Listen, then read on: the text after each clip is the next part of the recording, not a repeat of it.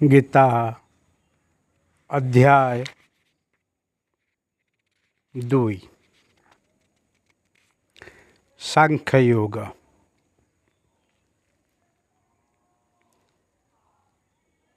अर्जुन जब महाभारत युद्ध में उपस्थित है तब अपने लोग को ही देखते ही उनके मन में एक भाव उदय हुआ और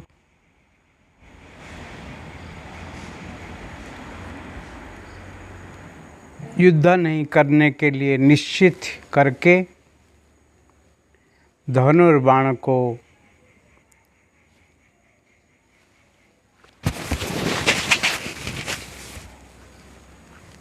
रथ के ऊपर त्याग करके रोने लगा और भगवान श्री कृष्ण जो कि सारथी रूप में बैठे थे उनको ही अपने अंदर जो उनके भावना है उक्त युक्ति रूप में ही बताए।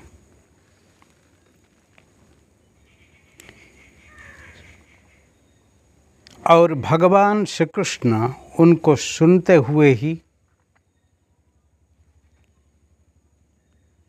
अर्जुन की मन की स्थिति को समझते और उनको वो गंभीर परिस्थिति से ऊपर लाने के लिए कोशिश करते हैं और उनको मार्गदर्शन देते हैं।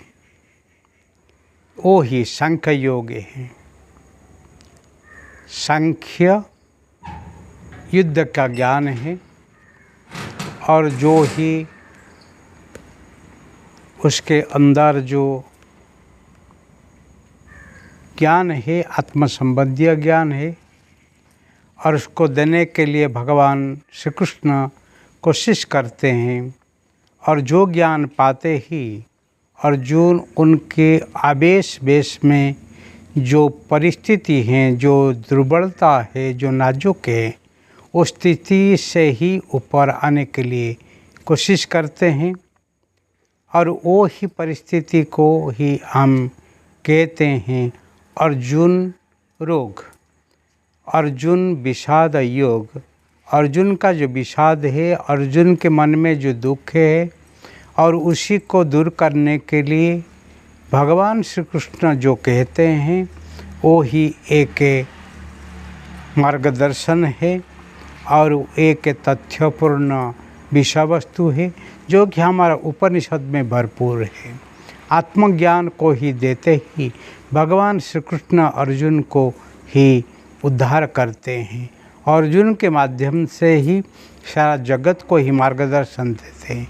वही मार्गदर्शन को हम कहते हैं गीता ज्ञान। गीता ज्ञान एक व्यवहारिक ज्ञान है जो कि आपके जीवन में जो विषम समय आ जाती हैं वो समय में आप उसको उपयोग करके आप ही ऊपर आ सकते हैं और से ही बच सकते हैं। इसीलिए गीता ज्ञान एक व्यावहारिक ज्ञान है, प्रैक्टिकल नॉलेज है। इस गीता को हम जीवन दर्शन का एक मानुअल कहे तो ही अत्युक्ति होने का नहीं है। इसीलिए भगवान कहते हैं कुतस्ता कस्मलमिदं विषमे समुपस्थितम् अनार्यजुष्टमस्वर्गम् अकीर्तिं करमर्जुन। श्री भगवान उवाच। भगवान कहते हैं हे अर्जुन, तेरा जीवा जैसे शूरवीर हैं और महाभारत जब शुरू होने वाला है उसी समय पे कहाँ से तुझे ऐसे विषम परिस्थिति आ गया है। जो अज्ञान है जो ये असमझ है, जो अविवेक हैं, जो विवेक लेके और इसी रणभूमि में आपको ऐसे भावना आना नहीं चाहिए। कारण के श्रेष्ठ पुरुष जो आचरण करते हैं यहाँ कृति के लिए और यहाँ से जाने के बाद स्वर्ग प्राप्ति के लिए, वो दोनों आपो ही मिलने वाला नहीं है। ले आर्य पुरुष, आर्य उसको कहते हैं जो ज्ञानी है, जो विवेकी है और कर्म से कभी हटते ही नहीं, अपने कर्मों को ही करके इसी जन्म में जीते जीते ही वो कीर्ति अर्जन करते हैं और यहाँ जाने के बाद, यहाँ से जाने के बाद उनका ही स्वर्ग प्राप्ति होता है, क्योंकि उनके पुण्य बल से, उनके ही अच्छे कर्म से लोग ही उनको याद करते हैं। परंतु अर्जुन कुतस्त्व कस्तलमिदम, तुझे ऐसे ही अज्ञानता कहाँ से आ गया है? वही प्रश्न जब भगवान पूछते हैं, हर एक व्यक्ति अपने अंदर जो कमजोरी है उसको जानने के लिए कोशिश करना चाहिए। हम जीते हैं, हम खुद जान नहीं पाते हैं, क्योंकि मिरर के सामने हम जब खड़ा होते हैं, वो दर्पण के सामने खड़ा होने से आकृति तो दिखाई देता है, परंतु मन के अंदर जो प्रकृति है, जो विचार हैं, जो भावना है, उसको देखने के लिए हम नाजुक होते हैं, क्योंकि हम चिंतन नहीं करते हैं।